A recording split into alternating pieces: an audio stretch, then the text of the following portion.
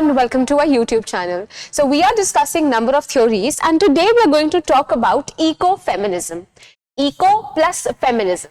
Feminism we all know क्या होता है, उसके साथ अगर environment की भी study हो, it becomes ecofeminism. And also the comparison between the women and the nature is called as ecofeminism. Let us dwell deeper into the definition of this upcoming theory, that is ecofeminism. Ecofeminism describes the movements and the philosophies that link the feminist as well as the ecological movements together. So when you study or you see the relationship between nature and the women, it becomes ecofeminism. Ecofeminism connects the exploitation and the domination of women with that of the environment and argues that there is a connection between both. That there is a connection between women as well as there's a connection between women and nature. So ecofeminists believe that this connection is illustrated through the traditionally female values of reciprocity, nurturing, cooperation with that is present both in women as well as in nature. So who is your mother? We say that mother is someone who has this nurturing feeling. She is the one who gives us, who does a lot of sacrifice. Similarly, nature nurtures us. Nature actually sees, you see nature sacrificing so much for us. So there is a comparison that is drawn between mother as well as, or a female as well as the nature. You must have heard this term mother nature also. So you see the comparison between mother and nature. There are core values that are associated with female. These are the traditional core values like reciprocity, nurturing, cooperation, and all of these are done by nature as well as a woman. Additionally, ecofeminists draw connections between menstruation and the moon cycles, the childbirth as well as recreation, and so forth and so on and so forth. So we see that there are other things also that are seen as similar between a body of a female as well as the nature. Just as there are cycles that a woman goes through, similarly there are the phases of moon. So ultimately we see that the comparison is drawn between a woman as well as the nature, like the menstruation cycle, the moon cycles, the childbirth, the recreation, the procreation, nurturing, etc. Women and nature are also united through their shared history of oppression. Now it is not only these characteristics that are common, not only the bodily effects that are common, but it is also the oppression and the, you can say the torture, the oppression that is done on the women, that is seen and done, of course, on the nature as well. So this history of oppression by the patriarchal Western society is seen not only on women but on the nature. Now here you can call it as oppression done on a woman, and we can call it, when you talk about nature, you can call it the anthropogenic activities that we do because of the reckless use of the resources. We are using the resources in such a manner that we are going to deplete all of it and the future generations are going to be suffering.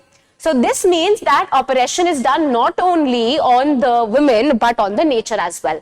The women are oppressed because of the patriarchal setup and the Western society, and the nature is oppressed because of the human needs, the reckless human needs. The modern ecofeminist movements was born out of the series of conferences and workshops that happened in the United States.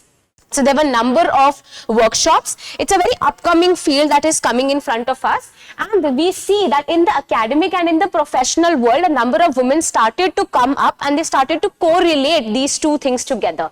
And these number of series that happened, number of conferences and workshops that happened in United States were seen between 1970s and 1980s. And after that, the vogue of ecofeminism became extremely popular.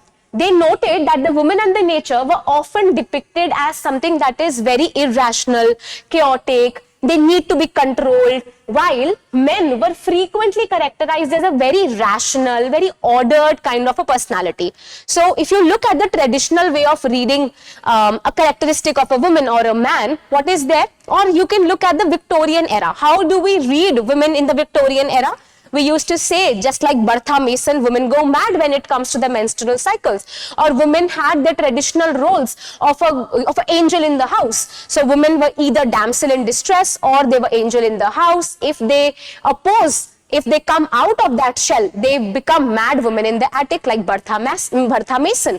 Similarly, women were associated by having this chaotic nature, irrational nature, someone who needs to be controlled. So there are patriarchal setups which were more appropriate, and men were considered to be very rational, someone who was very ordered and capable of taking right amount of decisions. And the development of women and the nature were seen in the hands of men, not in the women. So the arrangement results in a hierarchical structure. Because of this, there was a hierarchical structure that grants men power to exploit over women as well as nature. And because of this hierarchical structure was given to us, and it is traditionally coming to us and trickling down from so many centuries, and we still see all of these things present in our society, that male is seen with someone who has a very reasonable power, someone who is authoritative, someone who is a fully human person, someone who is fully human and can control nature as well as women. While women is associated with emotions and nurturing, and nature and women can be oppressed. So then comes the two distinct schools of thoughts that are associated with the ecofeminism. So these two thoughts are what? There are radical ecofeminists and there are cultural ecofeminists. So what is radical ecofeminism? Radical ecofeminists contend that the domination of patriarchal society equates nature and women in order to degrade both. So these radical ecofeminists said that you are somewhere degrading both of these things, nature as well as the women. By doing these readings, what is happening? The dominant patriarchal society is oppressing women and nature. Cultural ecofeminists, on the other hand, encourage an association between women and environment. When it comes to the cultural eco-critics, they say that yes, just as woman is a child bearer, a nurturer, environment is a nurturer as well.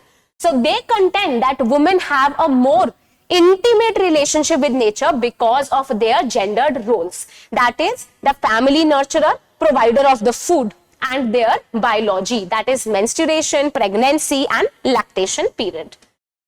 So ecofeminist as a movement was indeed coming to picture in the United States around 1990s. Ecofeminist historians have most often given credit to their intellectual and theoretical spade work to a French woman writings that was seen in the 1970s. So it was seen that it is the French women writers who of course started to write about ecofeminism, and in the United States also it became very famous.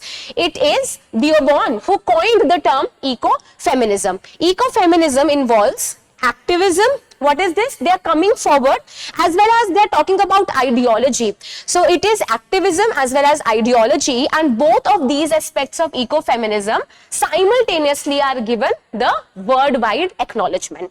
So it is of course the French women writings in the 1970s that created a lot of intellectual upbringing, intellectual movements that were coming forward. They were reading these two things together, women as well as the nature, and somehow in the United States in the 1990s it gained momentum. So let us talk about Vandana Shiva also, a very important person also asked in the UGC-NET paper. So let us talk about her. In a lifetime environmental activist and this ecofeminism, Vandana is someone who has railed against the modified seeds. She has written a number of books related to ecofeminism. She has established the women-centered network that is seen when it comes to the seed keepers and the organic producers in the 18 states across India. So she has worked on these seeds, basically on the network of how seeds are being kept, and she has written a number of books about it as well. So together we see that she has championed to talk about a lot of small farmers and of course how their rights are devoid. So she is talking about these small farmers also, how the seeds are organic seeds, and about 3,000 variety of rice seeds are presented to them. She is an activist who talks about environmental issues, and she is an ecofeminist also. So this person in front of you is the Vandana Shiva. There are some of the important books that I recommend you to read when it comes to ecofeminism. So Staying Alive, Women, Ecology and Development. It is a book that came out in 1988. It is by Vandana Shiva only. She is a person who talks a lot about the oppression of the women as well as associating it with the nature. And she is also called as the mother of ecofeminism. So she is the one who wrote in greater detail about ecofeminism. She links the ecological crisis, colonialism and oppression of the woman with what? With the environment. This is Vandana Shiva for you. Then we have Women and Nature, the roaring inside her. This is a work that came in 1978 by Susan Griffin. Then we have Waste, One Woman's Fight Against America's Dirty Secret. In 2020, this book came out by Catherine Coleman Flowers. Then we have the last but not the least, How Women Can Save the Planet, a very recent work coming in 2021 by Anne Karp. So there are other works also, but I want you to at least know these works. You can search more works that are associated with ecofeminism. I hope you have understood what basically ecofeminism is. You understood the basic tenets of ecofeminism. What is ecofeminism? It is a movement, it is a philosophy which will link feminist as well as the ecology together. The exploitation and the domination that is done on the woman is associated and connected with the exploitation that we do with the nature. So this is ecofeminism. So I hope you liked the video, you understood it. If you have any doubts, you can ask me that in the comment section and I'll surely reply to you. Thank you.